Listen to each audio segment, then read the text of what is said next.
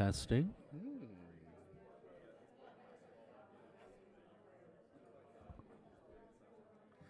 Should we get started, folks?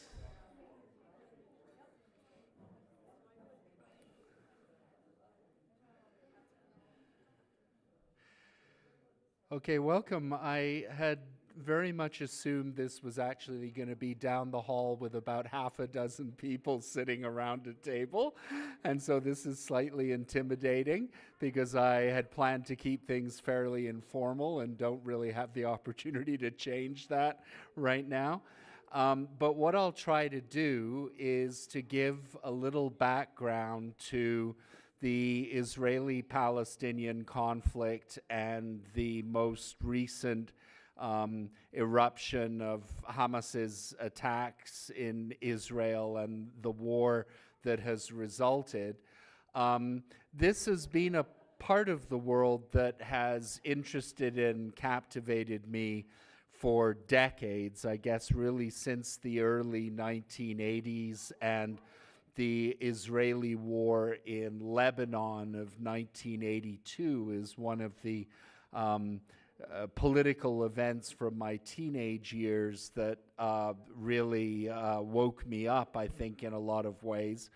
I visited Israel and the occupied territories for the first time in 1989, including a very memorable day in refugee camps in the Gaza Strip. And I've been back to Israel/Palestine probably 7 or 8 times since then, including for some quite extensive travels. Are you able to skip over to the Flickr page on the other browser tab? As some of you know, I do a lot of photography from around the world, and on my Flickr page, if you're interested, hopefully it will come up shortly, there is a album of close to 300 photos from Israel and East Jerusalem and the Golan Heights region, which was taken from Syria in the 1967 war. It's obviously a very photogenic part of the world.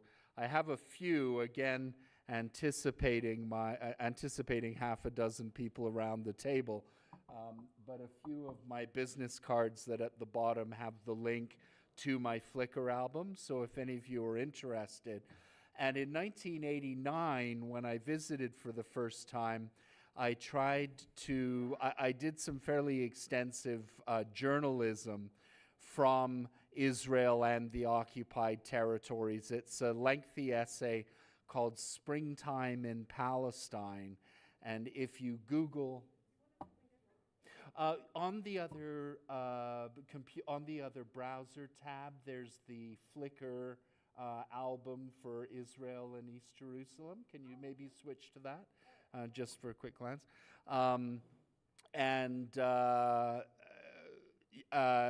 That essay, so if you Google my name, Adam Jones, plus Springtime in Palestine, you can get the PDF file for that essay, which I think is still some of the really good international journalism that I ever wrote, partly because it's just such an endlessly involving and geographically contested and constrained part of the world. I think that's something that surprises us, is to see how much international crisis comes out of such a small territorial region.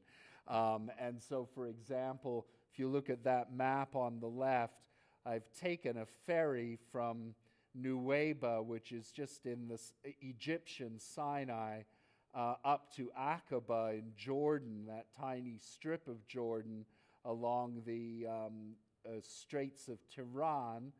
And that must be just about the only place in the world as you come in to Aqaba on that boat where from one vantage point at sea level you can see 4 different countries around a single bend of bay, right? Egypt, Israel, Jordan, and Saudi Arabia. It really does give you a sense of how much is packed into a very constricted, but obviously historically, culturally very relevant territory, and one that is integral to the identities of the Palestinians and Jews, both who live there and in their respective diaspora populations around the world. Maybe it's just because I'm a political scientist, but I tend to view these things through the prism of politics, including international politics. And I tend to view the Israeli-Palestinian conflict as primarily a political struggle between two emerging nationalisms in the early 20th century. If you're tempted to think of the rebirth of the State of Israel in 1948 as reflecting an agenda of conservative or Orthodox Judaism to revive an Israeli polity, that's not the Zionist movement. And many of you will know the basics of the Zionist movement from the late 19th century onwards. It was very much part of the modern Western and European conception that peoples should have their own nation states, and if they were to survive and to compete effectively in the world. So Theodor Herzl and the others who got the early Zionist movement together were a very secular bunch. And it's kind of ironic today that when you look at the Jewish population in Israel, the most anti-Zionist component is actually the more extreme wing of the Orthodox Jewish population, which considers it blasphemous to have reestablished a state of Israel before we have had the end times and the return of God to earth, essentially. So think of it in terms as a struggle born out. Oh, this is some of the Flickr photos that are you can find on that album to give you a sense, perhaps, of the cities and countryside in this region. But this was a political movement that arose in the context of the persecutions of Jews in Eastern and Central Europe, above all, the so-called pogroms, particularly in the late Russian Empire, and the sense that Jews increasingly had that as long as they were never anything but a minority in somebody else's countries, they were always going to be viewed, no matter how hard they tried to assimilate, they were always going to be viewed as an alien element, and they were always going to be vulnerable because they would always be in a minority without their own state. And so the Zionist movement that gets going in the late 19th century is gathering steam by the First World War and is trying to attract the sponsorship, in particular, of the great imperial powers of the time, in particular Great Britain, which is felt to have an unusual degree of sympathy at the upper ranks for the Jewish cause, the so-called Philo-Semites. We talk about anti-Semites a lot, but there's also a class of Philo-Semites who were very prominent in the United Kingdom and backed the Zionist push for an independent Jewish homeland. And that's why during the First World War, with the Brits fighting, trying to recruit Arabs, you've seen Lawrence of Arabia, right? Trying to recruit Arabs during the First World War to fight the Ottoman Turks. And of course, that whole region on the map was at the time under the control of the Ottoman Empire. Send mixed messages during the First World War. There is the so-called Balfour Declaration, where the British government says, or a representative says, we will look with favor upon the establishment of a Jewish homeland in the period following the war. And that's designed to keep international Jewish opinions supporting the Allied cause. At the same time, they're making a lot of different promises to a lot of different Arab potentates to get them on side in the struggle for Turkey, and end up satisfying nobody. After World War I, Britain gets these territories, what is today Israel, the occupied territories, and Jordan, as a mandated territory of the League of Nations. And so Britain, between the wars and during the Second World War, is coping with the increasing strength of the Zionist movement, its determination to send as many Jewish settlers from Europe into Palestine as possible, whether legally or illegally, and a growing kind of counter-nationalism after the First World War by Palestinian Arabs, sometimes envisaging an independent Palestine, sometimes a much larger kind of Arab supra-state, but reflecting the same modern ideology that distinctive peoples should have their own states. We know how this more or less worked out. During the 1930s and 40s, there was increasing tensions and violence between the Jewish population and the Arab population. And after World War II, that breaks out into full-scale civil war, which is very touch and go in terms of who will emerge triumphant.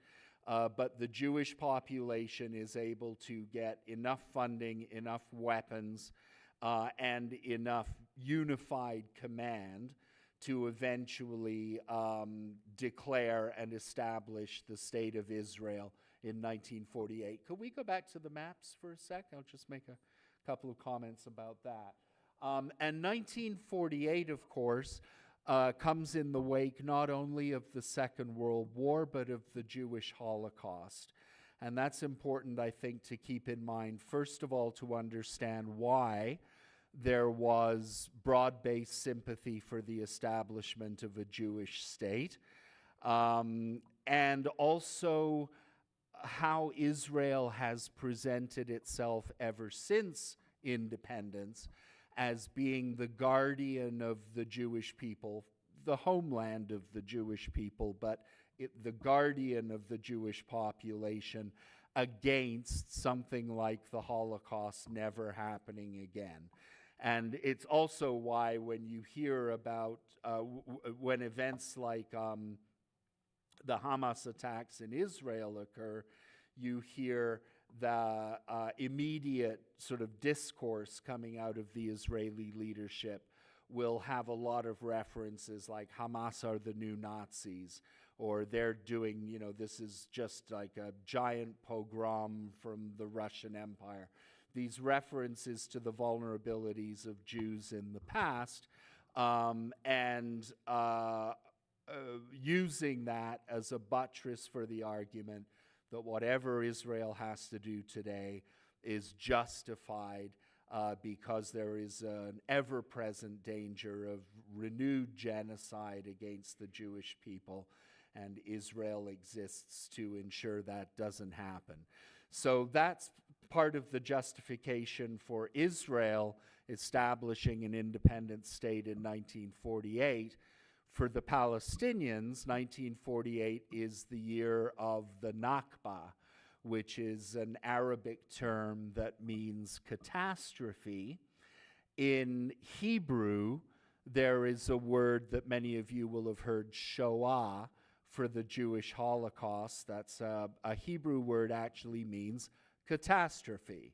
And you see actually Palestinians, since their great kind of uprooting and scattering in 1948, and the creation of a large-scale Palestinian diaspora have to some extent tried to erode Israel's moral legitimacy by positioning themselves likewise as victims of persecution, dispossession, and even, catastrophe in that large sense. So maybe it's not so surprising that in the wake of the Hamas attacks and the Israeli response against Gaza, there was as much of a use of this term, genocide, culminating, of course, in South Africa taking Israel to the International Court of Justice, and the preliminary verdict that just came down on Friday, ordering Israel to take steps to ensure that it does not commit genocidal actions against the Palestinians. So, and this is something you see very clearly if you travel around the region and talk to people on different sides, as I've always tried to do. Each of them has a narrative of victimization and vulnerability and the need to be protected by a viable state. The Jews of the region have a viable state in Israel. For Palestinians, it has become focused around parity in that regard and getting a state that is not just, completely defenseless or completely theoretical, but is a genuine expression of Palestinian sovereignty. And we seem to be moving back into that discussion now after the events of the last 3 months or so. There seems to be a recognition that if this sort of, world destabilizing upheaval isn't just to keep happening every few years, there is going to need to be some arm twisting and a final outcome that will involve, among other things, an independent Palestinian state. In terms of the history, after 1948, probably the key year is 1967.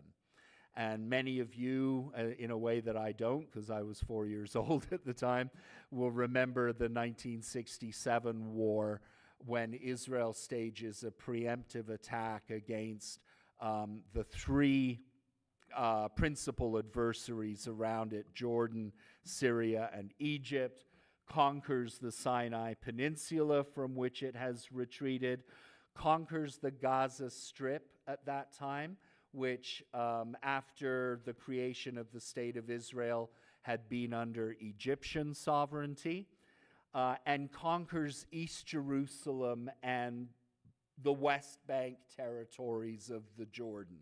And of course, with East Jerusalem, we get the return of Israelis to the Wailing Wall, the Second Temple, all of that kind of mythology surrounding the ancient Jewish presence in the Holy Land is once again made very real to Israelis, even secular ones, by recapturing that territory.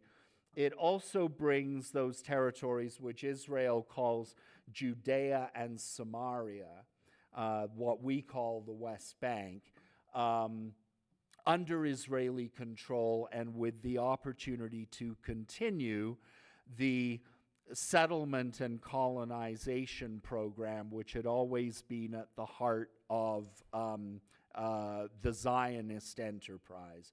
And that process to whatever government is in power in Israel, one pretty constant feature has been more and more Israeli Jews and also overseas Jews, especially American Jews, flooding into what they see as Judea and Samaria to reclaim it for the Jewish people, except that there are 1 million Palestinians living there.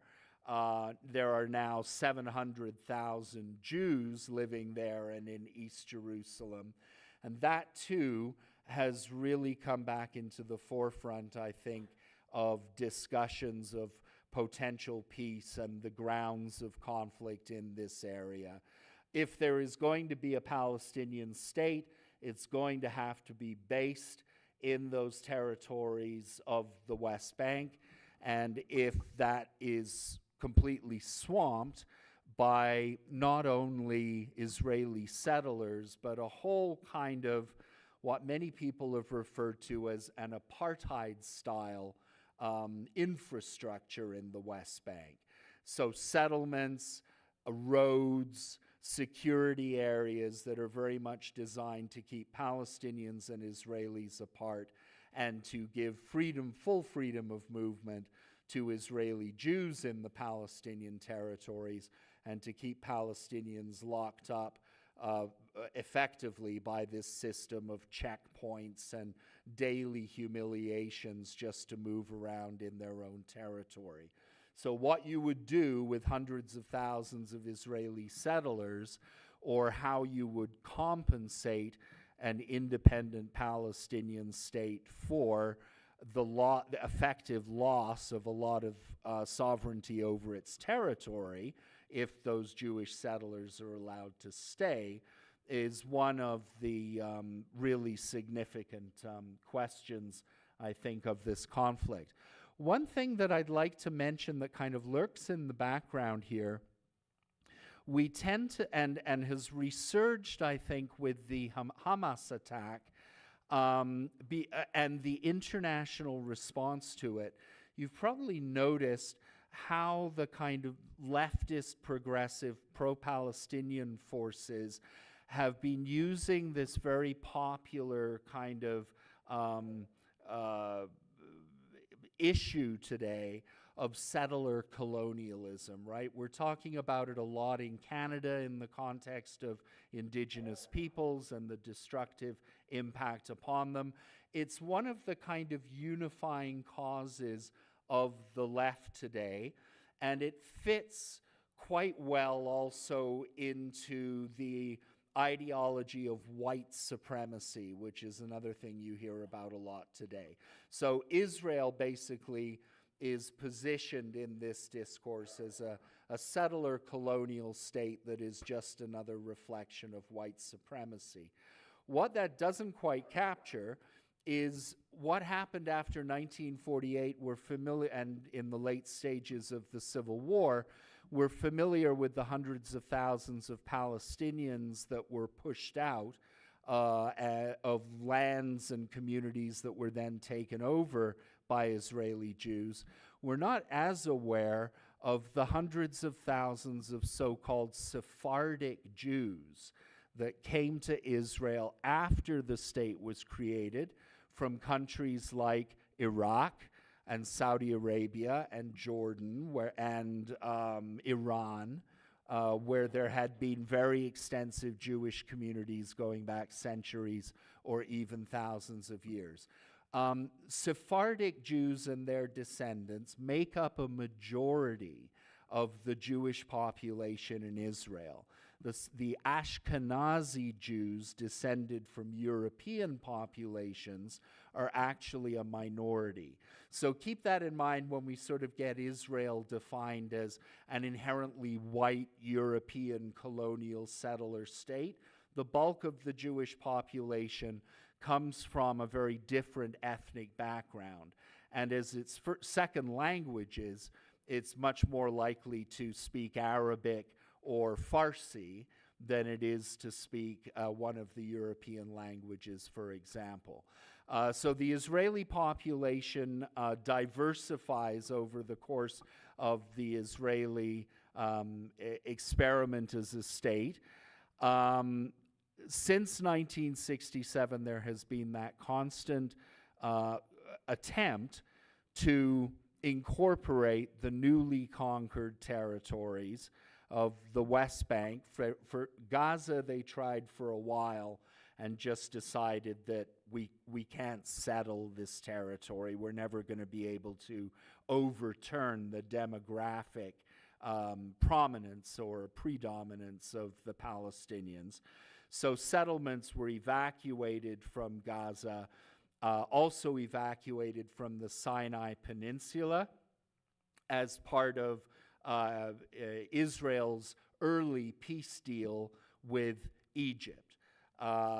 Since that time, Israel has also signed a peace deal with Jordan, and a clear kind of regional component of the most recent round of fighting is how will it affect Israel's chances longer term of striking a settlement with the surrounding Arab countries. Saudi Arabia is the one that everybody is looking at symbolically, without having to definitively resolve the Palestinian question. That is to say, will the Arab countries, who are not necessarily great, aficionados of the Palestinians, they view them as problematic as well, and politically unstable as well, can they be convinced to kind of sell out Palestinian interests in return for a stable U.S.-sponsored peace agreement among Israel and more of the Arab world? And that seemed actually to have quite a lot of momentum behind it before the October 7th Hamas attacks. And now, with Israel's very violent and vengeful response against Gaza, that has kind of put the Arab countries that were moving towards rapprochement with Israel in a somewhat awkward position, because how can you really strike a peace deal with a country that is doing this to your brother and sister Arabs? It undermines their already weak legitimacy with the so-called Arab street, Arab popular opinion around the region. There have, of course, been any number of other eruptions of conflict between Israel and the Palestinians, whether in Gaza or the West Bank. The last two rounds of Israeli bombing of Gaza have both occurred in the 21st century, so in recent memory, especially 2005. And maybe one last thing I'll mention before we open it to sort of a wider discussion is with regard to this movement Hamas. For decades, the force that represented Palestinian nationalism and the struggle against Israel and the struggle to get refugees returned to Israel, Palestine, was the Palestine Liberation Organization, the PLO, which through a combination of terrorist actions and diplomatic maneuvers becomes seen as the most powerful and leading force of the Palestinians. Israel, of course, is its mortal enemy. A big part of that Lebanon war in 1982 is over the Palestinians using Lebanon as a base for their organizations and their actions. After 1982, the PLO is kind of exiled around the Middle East and then becomes the partner in the limited peace accords that will be struck, the so-called Oslo peace agreements of the early 1990s. The PLO then becomes, in quite a about-face actually, the respectable face of Palestinian nationalism, and one that will cooperate with the Israelis in gradually increasing Palestinian sovereignty in areas that the Israelis will trust the Palestinians to control. That also puts them in the position of being seen as Israeli satraps, the messenger boys of the Israelis, if you like, the ones who do the dirty work of clamping down on any more extreme manifestations of Palestinian nationalism in the occupied territories, so that Israel doesn't have to use its own security forces and army for that purpose. And many Palestinians come to view the PLO as essentially collaborators with Israel and deeply corrupt and more or less in it for their own personal and family interests more than for the interests of the Palestinian people. And that opens the door for Palestinian organizations like Hamas, which grew out of the Muslim Brotherhood of Egypt. Remember, I mentioned that Gaza was under Egyptian control for a couple of decades. And the Muslim Brotherhood, the leading kind of Islamist organization in Egypt, gives rise to a number of offshoots, including Hamas, which is initially viewed by Israel as a terrorist entity. But one of the really interesting things about October 7th and the quite unexpected success from its own perspective that Hamas had in staging these attacks in Israel is that in fact Israeli attention had been elsewhere, and the Israeli perception of the real threat had been elsewhere. The successive Israeli governments are rendered more insecure by the moderate nationalist options than they are by the extremist ones, because they know that there won't be a lot of pressure for them to negotiate with the extremist elements. They are concerned that a mainstream nationalism could, over time, undermine this overriding Israeli ambition to colonize and settle the West Bank territories, or to slow that process down. And this is why you can read a lot of accounts in mainstream sources right now that Israel was actually getting pretty cozy with Hamas before those attacks, had taken its eye off the ball, considered the amount of cooperation that was going on, for example, with Gazans crossing the border to work in Israel, giving out work permits.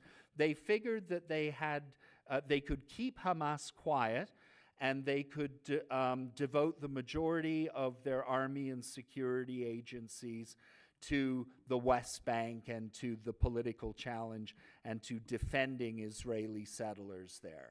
And it looks in retrospect that Hamas was lulling Israel into a false sense of security there.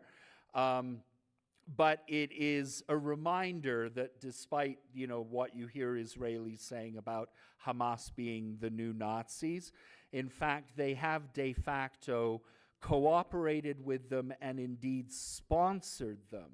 In the early period of Hamas's presence in the Gaza Strip, the Israelis viewed them as a useful counterweight to the Palestinian Liberation Organization. You could keep the Palestinian national movement divided, and that was seen to be in the Israeli interest. So to a certain extent, there are chickens coming home to roost there in terms of who Israel itself has supported. But hopefully that provides some kind of general background to the Israeli-Palestinian conflict and this most recent fighting. And I haven't spoken much, for example, about the genocide case, which is another area of interest of mine, but we can, I think, shift to comments from you or any questions that you might want to raise for me, or just open consideration. Just don't ask me how to resolve all this, please. Fran?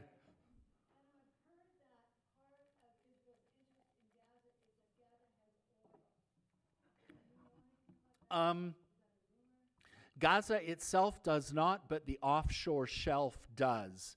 And the ability to extend exploration rights in that area, I think, can be at least seen as a factor in there. Sure, yeah.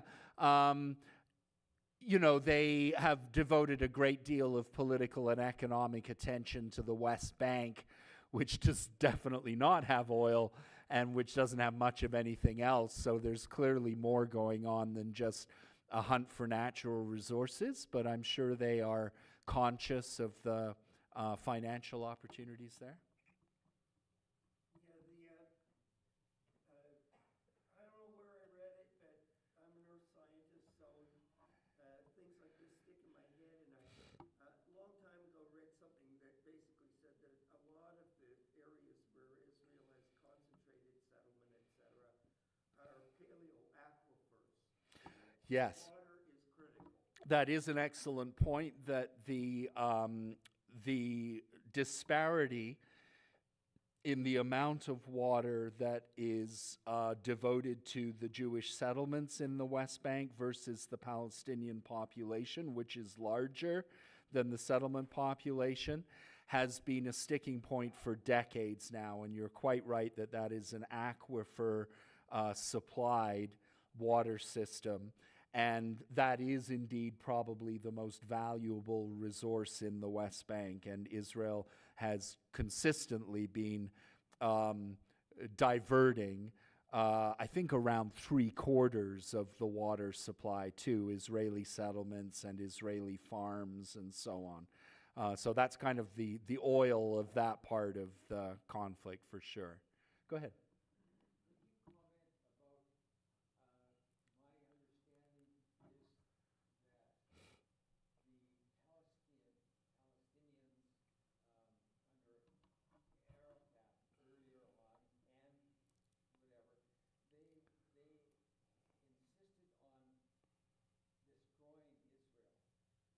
Yeah.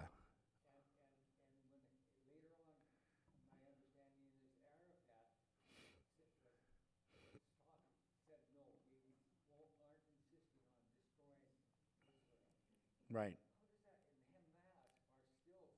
Hamas's charter still dedicates itself to wiping the Israeli polity off the map. You can finesse that a little bit and say, oh, we're not talking about mass murdering Jews, but it's not surprising that many Jews feel somewhat threatened by that language, for sure. Yeah. Yeah. And we've seen, of course, very parallel declarations coming from the Israeli state since October 7th, wiping the Palestinians off the map and erasing them, and, very annihilationist sort of language. It's pretty clear that in order for any kind of stable peace settlement to be established, extremists on both sides are going to have to abandon maximalist agendas.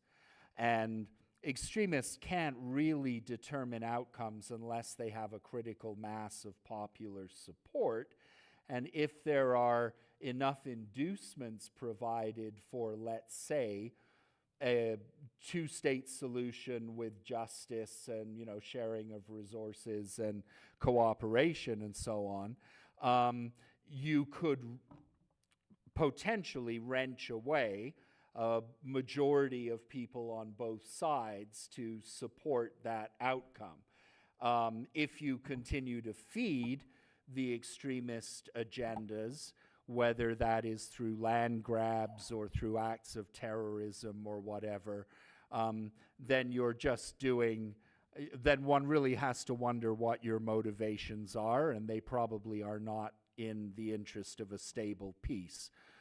Maybe they're designed to get you as a martyr into Allah's presence, or maybe they're designed to allow you to lock up all of Palestine for your own, but they are not aiming at some kind of equitable solution that could allow these people to live together long term.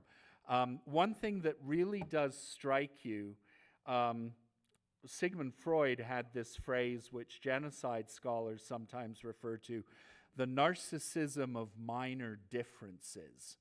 And he talks in there about how it is striking that many of the most intractable conflicts around the world develop among people who were virtually indistinguishable among themselves to the outsider's eye. So if you think of like Irish Protestants and Catholics in Northern Ireland, for example, or Bosnians, Croats, and Serbs in the Balkans, they're virtually, or Hutus and Tutsis in Rwanda. They're speaking the same language. They're often following the same religion. They often are intermarrying in a family sense. And yet there is this apparent tendency to be able to magnify the minor differences among them, even to the point of viewing the opponent as like a separate race of people, right? And you come from the outside and look at that and go, I don't think so, folks. And that's one of the impressions that I've always had in Israel-Palestine, just speaking with people on both sides of the divide. Israelis and Palestinians both, the languages are very close. Hebrew and Arabic, Jews say shalom aleichem and Arabs say salam alaikum, right? It's almost identical. Language is close. Dietary traditions are often very close. Many other cultural elements, music and so on, have been sort of mutually influential. Values are often quite parallel. So we think of Jewish culture as always having promoted education and higher education, for example. Palestinians are crazy about education. You can't throw a rock without hitting a college for something. And that's partly the same sense that Jews had, that if we are going to make our way in this world, despite isolation and discrimination, we're going to have to be better educated, more entrepreneurial, and there have been a lot of very honest and sometimes successful attempts to promote intercultural cooperation, contact, joint business endeavors, and so on, that suggest that at the heart of this is not like a Jewish ethnic identity versus a Palestinian one, much less a Jewish religious identity versus a Palestinian one. Religion is not fundamentally driving this, I would say, although religious zealots are very prominent in the Israeli government under Netanyahu. But I think as core elements of the conflict, two competing nationalisms, each with a certain claim to the territory in question, are going to have to find a way to live together or federally or however it is in two polities, at least to start the process of reconciliation and maybe longer term coexistence. There, go ahead. The refugee camps, it's always kind of puzzled me how you can be a refugee camp within your own ethnic group. Yeah. Well, for example, the refugee camps that I visited in the West Bank and in Gaza are mostly a vestige of the 1948 war. So immediately after the Nakba, the expulsion of Palestinians, very quickly the majority population of Gaza, then under Egyptian protection, was refugees from that conflict. And remember that the West Bank was under Jordanian sovereignty between 48 and 67. So that was Palestinians fleeing the newly created state of Israel onto Jordanian territory. And then when Israel conquers it from Jordan in 1967, it basically becomes the sovereign power over those same areas, including the refugee camps that were already well established by that point. And of course now it's mostly the descendants of the original refugees who were living in those camps under United Nations protection and sustenance to some degree. But those are some depressing places. You'll hear about Jabalia, I think, is still the largest one in the Gaza Strip, and I have seen very few places more desperate feeling than that was in 1989. Maybe it's improved a bit then. But the constant kind of sense of dispossession, humiliation, and so on, and lack of economic opportunity means that those territories and those milieux are always going to be producing new generations of mostly young men who feel that they have nothing else to lose and will be willing recruits to Hamas or Hezbollah in Lebanon and so on, and keep that side of the conflict going, unfortunately. Go ahead. Yeah.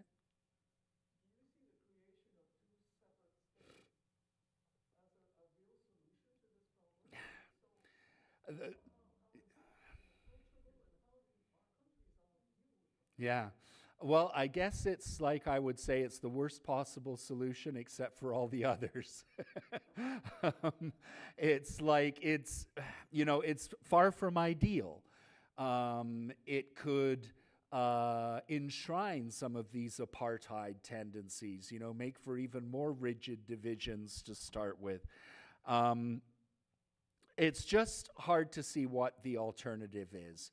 Some people have talked about the one-state solution and said, and it's not an incoherent argument, that if, let's say you just have too many Jewish settlers now in the West Bank to ever really think of getting them all out or getting a majority of them out, which means that a Palestinian state based in the West Bank is never going to really be viable. Well, could you have something like a federal state of kind of fragmented municipal sovereignties within a broader bicameral arrangement?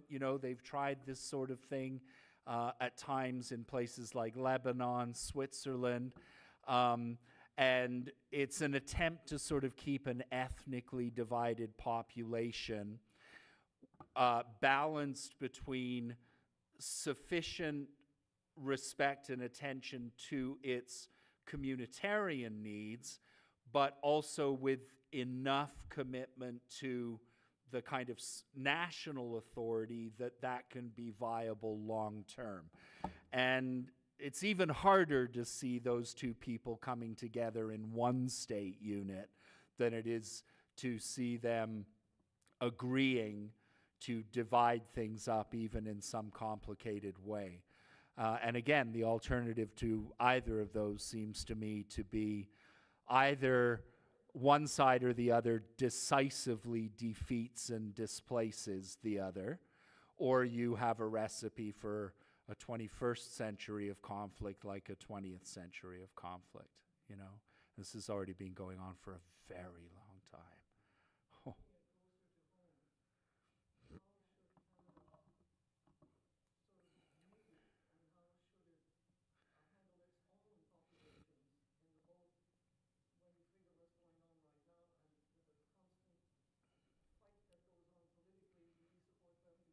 Yeah.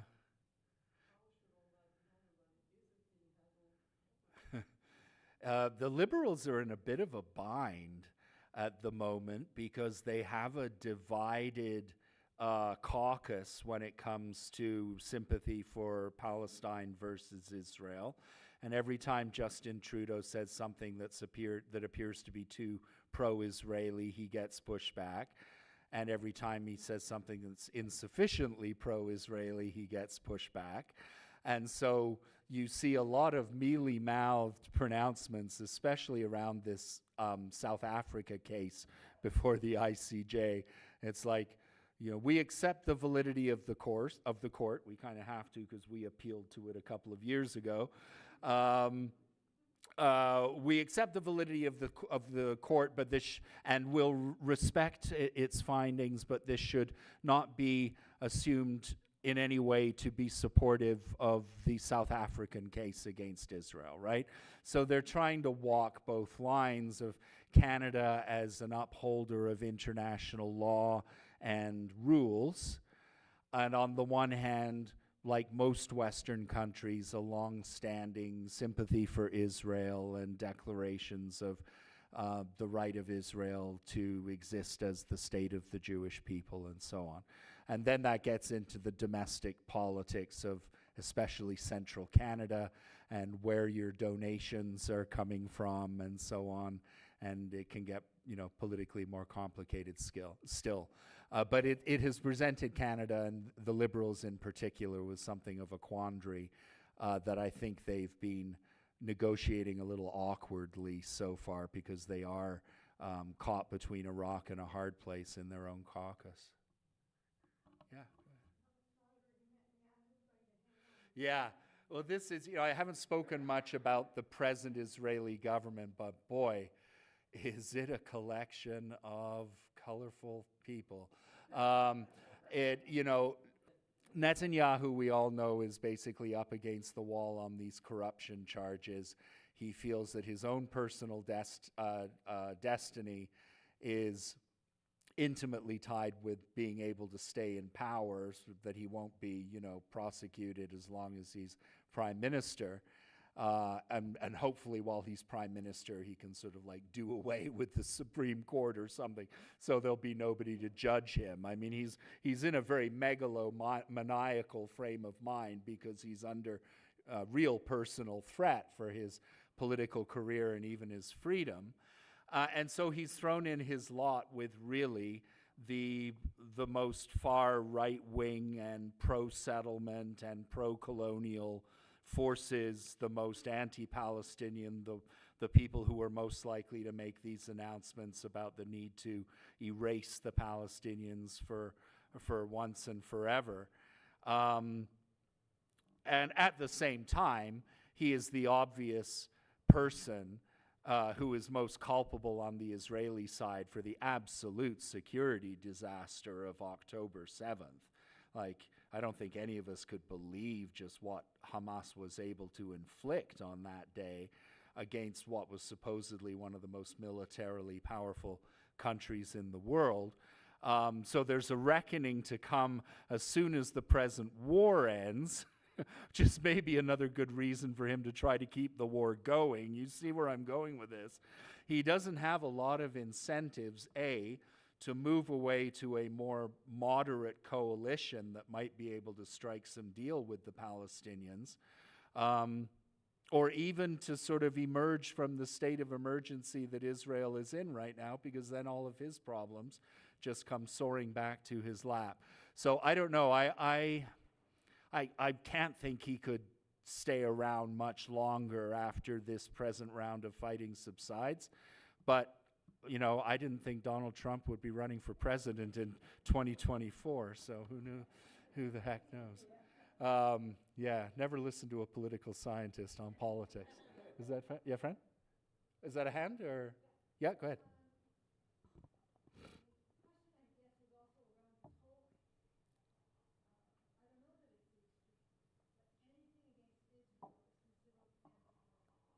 Yes.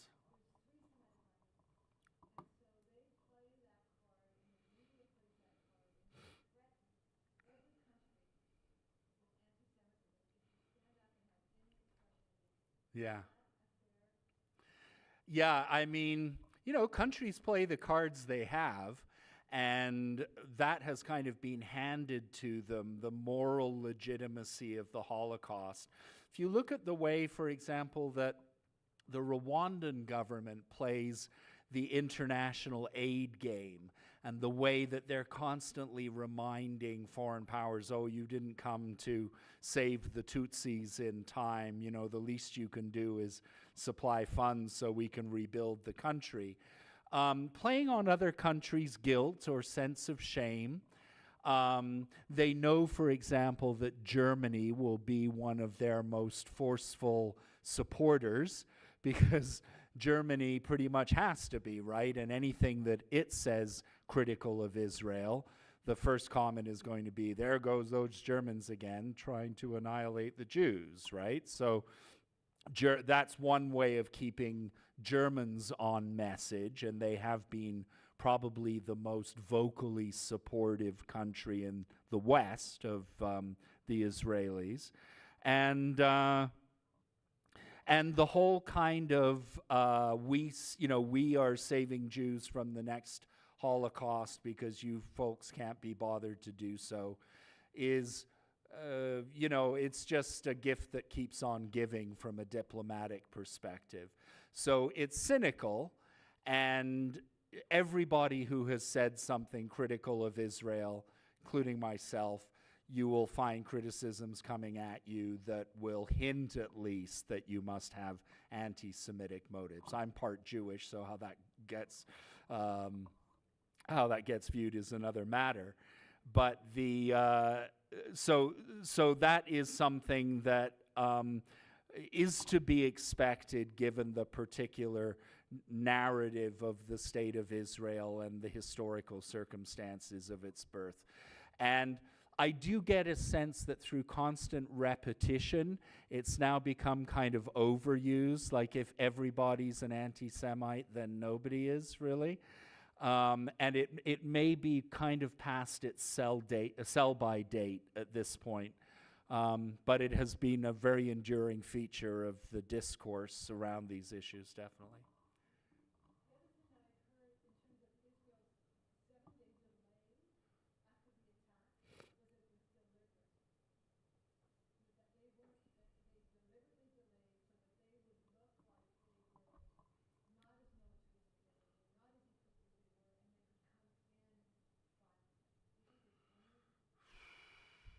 I'm sure it was deliberate. I'm sure you'd also need some time to organize it. So I wouldn't necessarily assume that they had, a micro plan of exactly how to respond.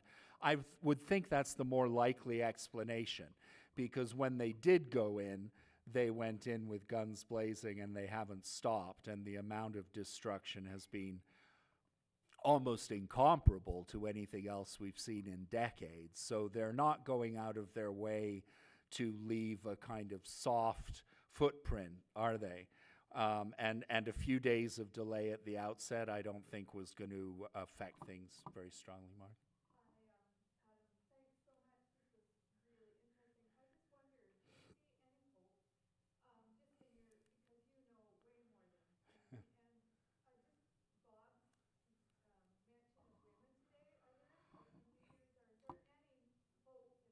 Yeah, there are, and some of those, across the divide kind of ventures were between Jewish women and Palestinian women.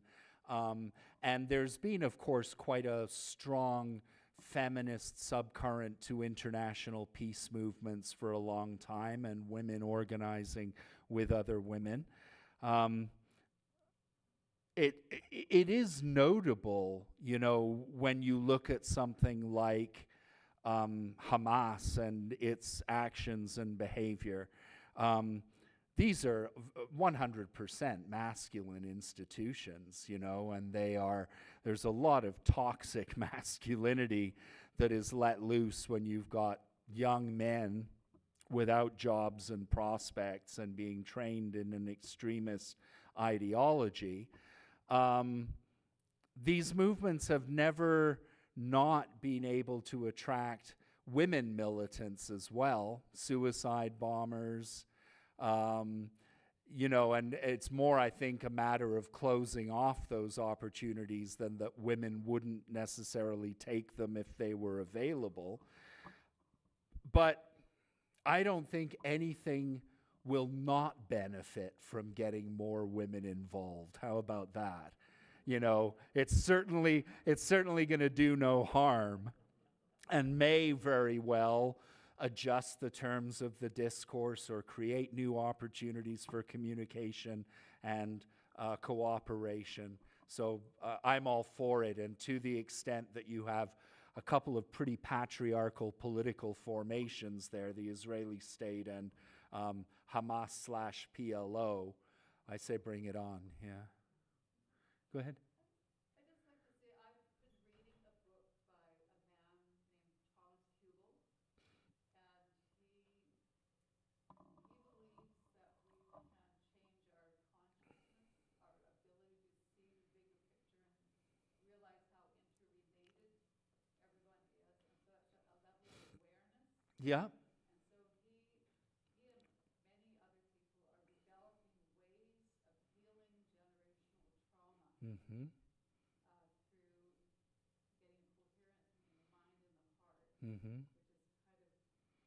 which is kind of more of what a feminine aspect might look at. But he sees great hope that we will see the sacred unity of humanity, and that we'll be able to solve these things when we get to a level of consciousness Mm-hmm. where we can go beyond everything from the head that divides it all up and wants to control, and we will become aware of a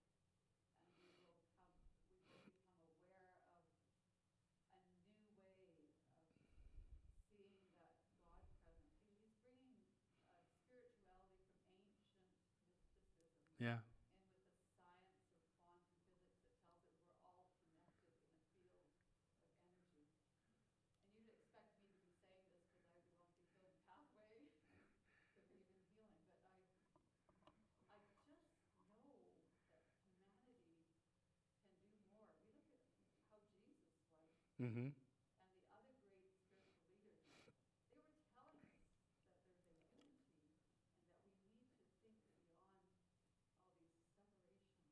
Well, one of the things you could maybe argue is that to the extent that that's true or possible, it's never been easier to have that communication than it is today in the realm of digital media and social media, especially. We tend to think of them as disseminating hate speech or, lies and fabrications that stir up conflict. But would they also there are cases where media, including social media, seem to have allowed that divide to be bridged in a more immediate way. You know, whether it's student groups in India and Pakistan having, joint discussions, whether it's just glimpses of daily life on TikTok and, an Arab person is seeing a Jew doing it and a Jewish person is seeing an Arab do it, coming together around particular cultural products, songs, or whatever. Maybe there is an opportunity to at least spread the word of similarity in a way that could promote unity as opposed to division. And I would not rule out the underlying argument here is that it's going to take a new mindset and a new vision to get over this stuff. And that's true of so many challenges in our world right now, isn't it? So I don't rule out a spiritual transformation as part of that, definitely.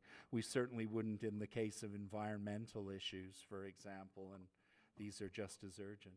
Go ahead, Jim. Yeah. Adam, you haven't said anything about one of the dividing issues here, which is religion. Judaism, I personally feel that we are inclined to support the Jews because we share an Old Testament. Yeah. We know we're lamentably ignorant about Islam. Yeah.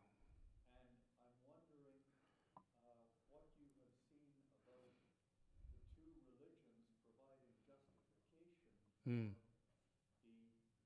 for their various national actions. Yeah, that's kind of the role that I would see, is that they're kind of supporting ideologies. But as I mentioned, the Zionist movement was not a religious movement per se, and the Palestinian Liberation Organization was not a religious movement per se.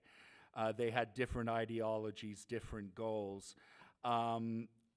They are, to the extent that religion matters, it's also another example of this narcissism of minor differences, because they're both Abrahamic faiths, right?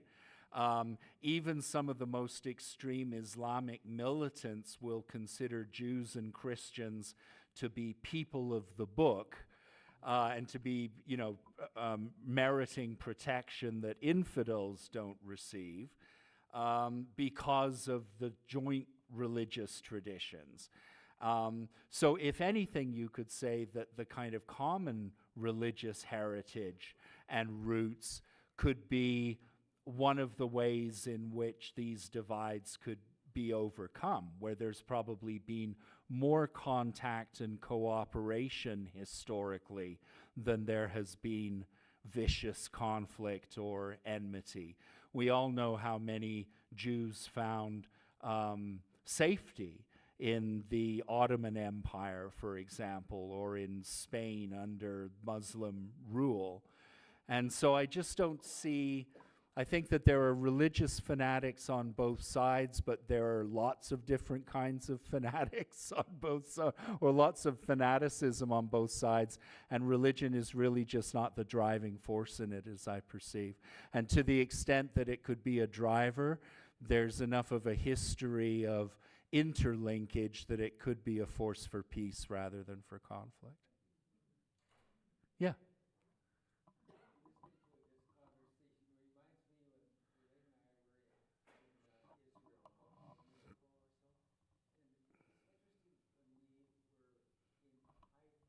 Mm.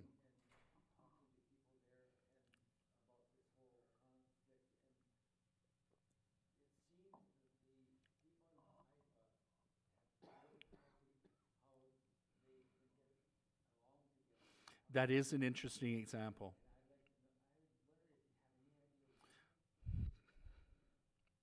Well, Jews and Arabs have rubbed shoulders with each other in Haifa for a very long time.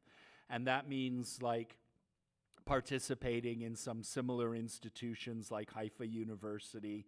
When people have been rubbing shoulders for a long time, it can take quite a lot to get them to stop. You know what I mean? Like you have to have particular grievances.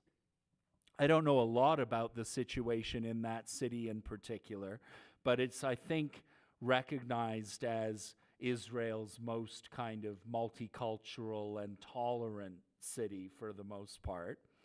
It's also the home of the Baha'i faith. Did you go visit the Baha'i temple there?